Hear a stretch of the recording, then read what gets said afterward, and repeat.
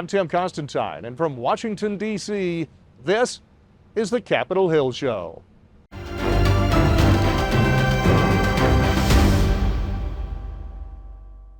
The 2024 U.S. presidential election is in the books, and it seems the magic number was the number 2.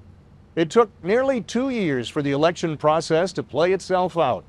There were 2 assassination attempts on the Republican candidate. The Democratic Party had 2 different candidates. It was the second time that Joe Biden earned enough primary delegates to win his party's nomination. It was also the second time that Kamala Harris didn't earn a single delegate in the primary process. It was the second time that Donald Trump won the blue wall states of Wisconsin, Michigan, and Pennsylvania. And it was the second time that Donald Trump beat a woman to win the presidency. The result of it all? In January, it'll be the second time that Donald Trump moves into the White House. Donald Trump, in a runaway victory, will once again be President of the United States. The year started out with several Republicans vying for the nomination, and only one meaningful Democrat seeking his. One notable independent was in the race as well. Former President Trump dispatched his opponents quickly and decisively in the primary process.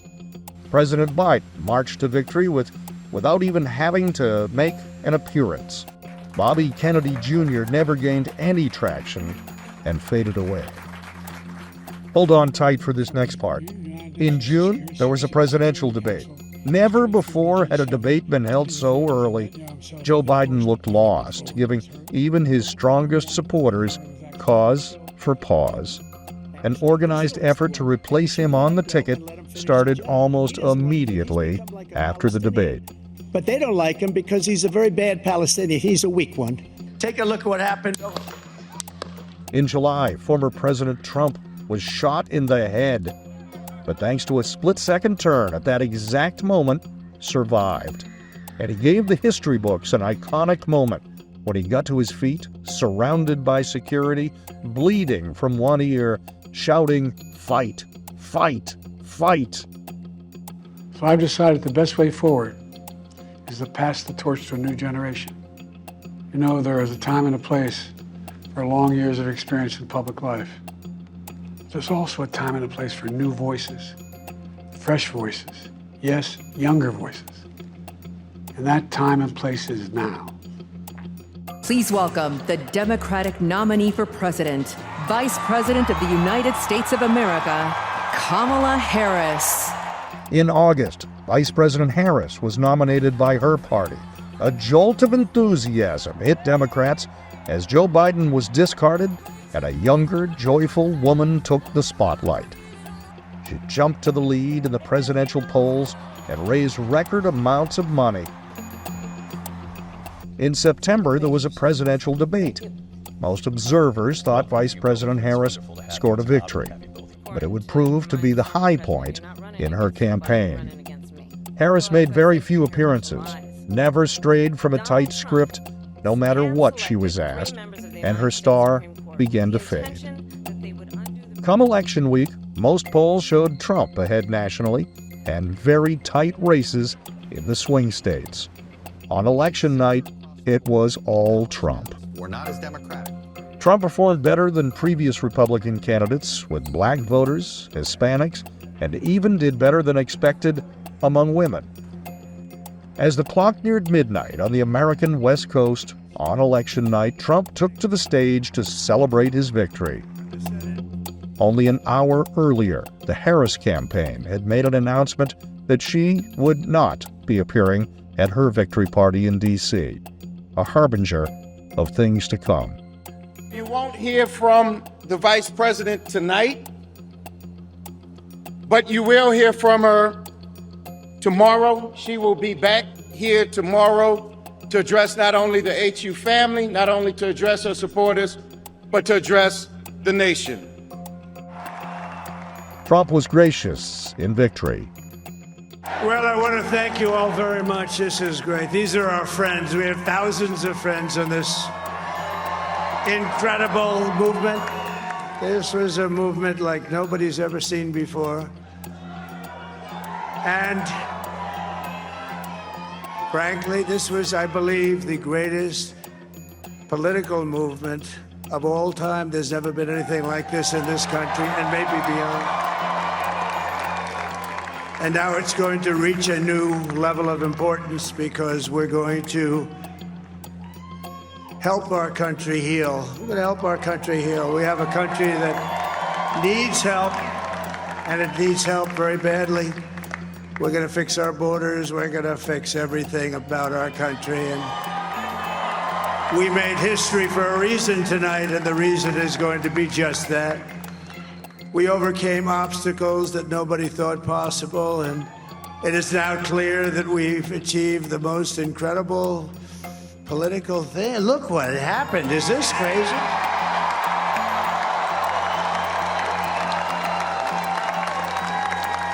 But it's a political victory that our country has never seen before, nothing like this. I want to thank the American people for the extraordinary honor of being elected your 47th president and your 45th president.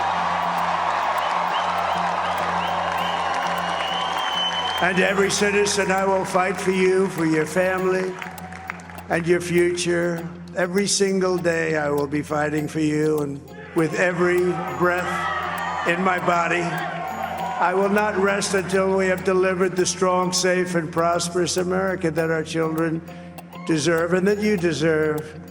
This will truly be the golden age of America. That's what we have to have. Harris did appear the following day, conceding defeat and getting a couple of final jabs in at President Trump. Now I know folks are feeling and experiencing a range of emotions right now. I get it. But we must accept the results of this election. Earlier today, I spoke with President-elect Trump and congratulated him on his victory. I also told him that we will help him and his team with their transition, and that we will engage in a peaceful transfer of power. I will never give up the fight for a future where Americans can pursue their dreams, ambitions, and aspirations, where the women of America have the freedom to make decisions about their own body and not have their government telling them what to do. And America, we will never give up the fight for our democracy, for the rule of law, for equal justice, and for the sacred idea that every one of us, no matter who we are or where we start out, has certain fundamental rights and freedoms that must be respected and upheld. Only when it is dark enough can you see the stars. I know many people feel like we are entering a dark time, but for the benefit of us all, I hope that is not the case. But here's the thing, America, if it is, let us fill the sky with the light of a brilliant, brilliant billion of stars. The light of optimism, of faith, of truth, and service.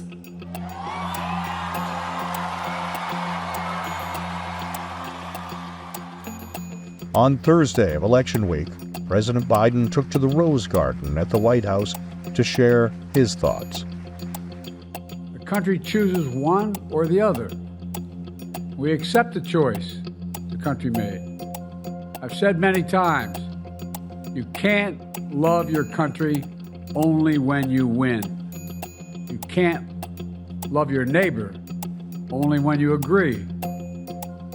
Something I hope we can do, no matter who you voted for, is see each other not as adversaries, but as fellow Americans. Bring down the temperature. Other prominent Washington regulars offered their thoughts as well. Senator Bernie Sanders issued a statement. On the losing side, the blame game started almost immediately. It was Biden's fault. It was poor strategy, poor messaging. America would not support a woman. It was a poor VP choice she made. She needed more time to introduce herself to America. The list of reasons kept growing and growing and growing. But in the end, it seems much simpler. Americans blamed the Biden-Harris administration for high inflation and a wide-open border. They longed for the pre-COVID economy of Donald Trump. Issues like abortion and transgender rights were not a winning formula for Harris. Largely ignoring the media for several weeks, then complaining that people hadn't gotten to know her, framed just how rudderless the Harris campaign really was. Despite a mainstream media that reported 87% of Trump stories in a negative light and a reputation for being undisciplined, candidate Trump stayed on message: the economy and the border, over and over and over. Like him or not, Americans felt they knew where Trump stood. Not so much with Harris, whose positions on the border, on Bidenomics, and on energy policy all flip-flopped. When the election is over, of course, we want to figure out how we got here and what's next. Joining me right now to decipher the answers to those questions from Tenio as vice chairman, also Democratic strategist, and a former member of the Bill Clinton administration, it's Orson Porter. Also joining me, Thomas Warwick, who is the director of the Future of DHS project at the Scowcroft Center for Strategy and Security's Forward Defense Practice. Gentlemen, thanks for being here. Orson, when Kamala Harris first jumped into the race back in July, Yes. she immediately raised record-setting money. She immediately took an 8-point lead in the polls. And yet on election night, Trump won handily. He won in the Electoral College. He won in the popular vote. What happened?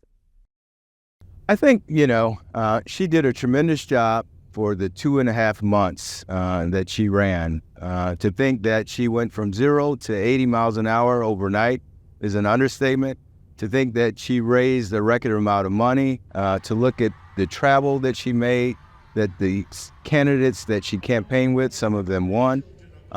You can say there's some lens of success, but unfortunately, what happened is I think that Democrats, particularly this campaign, lost focus a little bit on what Americans care most about, which is kitchen table issues, the economy.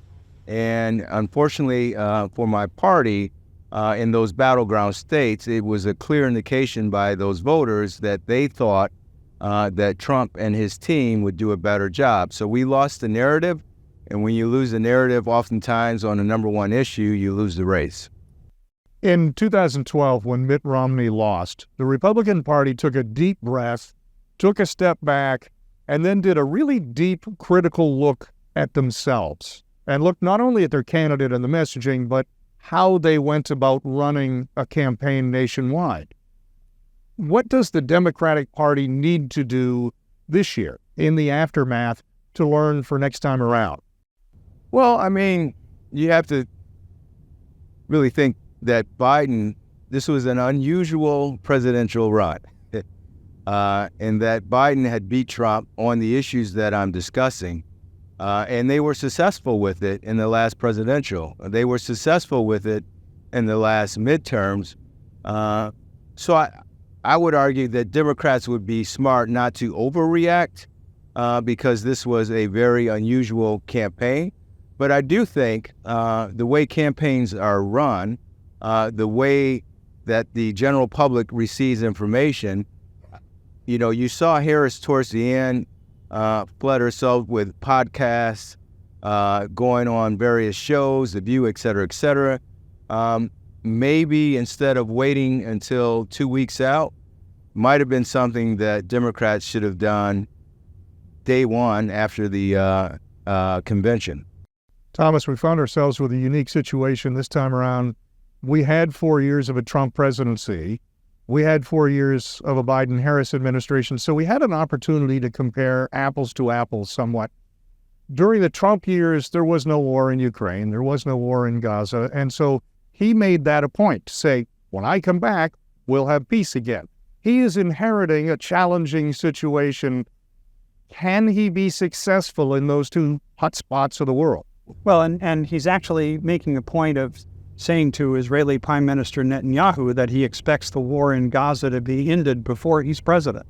And we've actually seen signs that the Biden administration may actually be trying to put together a peace plan to actually bring that about. We obviously hope that works out. But let's be clear, Donald Trump as president enjoys being unpredictable. He enjoys being difficult to define. You know, people talk about it as America first, but that's actually not the way he runs it. He's likely to focus on getting other countries to adapt to him. He's not going to adapt to them. And so, although he says he will bring about an end to the war in Ukraine in a day, it may take a little bit longer than that. But I do think it's going to come down to whether whatever he announces, whether both President Putin and President Zelensky actually agree to whatever ideas they put forward. I did an interview with Lindsey Graham, and he said very much what you did. He said certain countries fear Donald Trump because of that unpredictability, and that fear makes them hesitate to do anything too rash because they have no idea how he will respond. Well, and President Trump has less of an understanding and doesn't care as much about history probably as any American president in living memory. He really does see himself as the driver of events, and he expects others to adapt to him. When this comes crashing up against the realities of the Middle East or of the war in Ukraine or of our relationship with China, we're going to see what actually happens. It's intentionally hard to predict. During the debate, Vice President Harris said there are leaders from, she was referencing in her case Europe, but leaders from around the world that openly mock Donald Trump and have in conversation with her. How do you expect the European leadership to embrace or not a new Trump presidency? Well, so let's take the issue of NATO. On NATO, I've noticed how President Trump and some of his top surrogates have made it very clear it's not an idea of pulling out of NATO, but it is an idea that European countries need to pay more for their defense. And so I expect we're going to see a greater emphasis in more European contributions to defense, and this is going to be the indicator in President Trump's mind of how he evaluates foreign leaders' performance. Orson, you worked with Nike, and you've got a special appreciation perhaps for the importance of international affairs in commerce. Trump has talked a lot about tariffs on China. What's the real world impact of putting new tariffs on products from other parts of the world? Well, the simple answer is the consumer pays, and that is an example of during the campaign that I don't think Democrats fully explained what that meant. And Trump, as they say at Nike, always keep it simple, made that whole debate a simple discussion that people immediately thought it was penalizing China or Vietnam or whatever, or Mexico, whatever country he was highlighting. Ultimately, a lot of those tariffs are going to be absorbed by the consumer. The top two issues during the campaign in virtually every poll were the economy and the border. Border policies were very different under Trump and under Biden.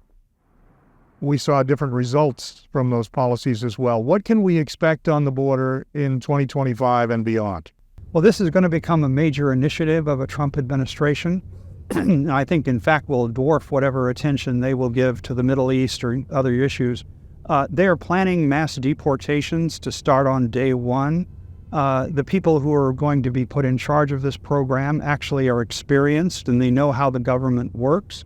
And so I think we're going to see initially moves that are popular with the American people, like deporting criminals or those with criminal records, or deporting people who already have a court judge ordering them to be removed.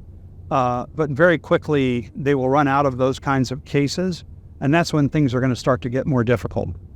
The number one issue was clearly the economy. What can we expect to see in a Trump 2.0 that's different from what the Biden administration has done? Yeah, I think the main deal is I think the business community and CEOs will be much more active, and you'll see a lot of CEOs coming through the West Wing, more than you might have seen in the previous or the current administration. So I think, Trump likes to cut a deal with the business community. I think any deal cut will be focused on bringing back American jobs and securing American supply chains. So I think the biggest thing you'll see, the number one thing off the cuff, is a kind of a renewed relationship with the CEOs and commitments from CEOs to potentially bring back some of their supply chains to the U.S. During the campaign, the Democrats warned frequently about more chaos. They didn't want more chaos under another Trump administration. And yet, when we look back, the chaos of, say, the alleged Russia collusion turned out to be a creation of the Clinton campaign and their team. Or the Ukraine impeachment was actually shepherded in many ways by Adam Schiff and some of his staff. So do we expect to see chaos out of the blocks in January of 2025? And do we expect it to be manufactured? So the way to think of Donald Trump's White House is like a royal court in the days of sultans or kings, with courtiers competing for the monarch's attention. You're going to see that again. I give credit to the campaign manager for managing a disciplined campaign. Managing a Trump White House is very different. And we're going to see, I think, more determination and more of giving the boss what he wants. But when the boss is mercurial, as Donald Trump is, things can swing radically overnight. And that's not going to change. That is just the way he is. And I think, as I say, world leaders need to adapt to Donald Trump. It's not going to be the other way around. One bonus question before we wrap up, and that's on X yesterday, and I just picked one. There were a lot of people making their post-election comments. Some of them were filled with hyperbole. But Keith Ellison, who is the Attorney General of Minnesota, formerly spent some time here in Washington, said, one thing is for sure, we're going to resist this. And my question is, on day one after the election, what's being resisted? Is it the will of the American people? It was a pretty strong statement on election night. So what is it that's being resisted? Well, I don't think you can argue the fact that Trump won all of the battleground states. He won the popular vote, which nobody in Washington would have taken the bet that he would have come out in front with 5 million votes. And it's a possibility that they'll pick up the House and Senate. So what resistance Democrats have needs to be carefully thought through, considering that, unfortunately for Democrats, Trump will own the two chambers down the street here and have significant influence in the Supreme Court. So resistance could be 2 years from now when we have our midterms. Resistance could be galvanizing or trying to rally some of the folks who were discontent during the previous election.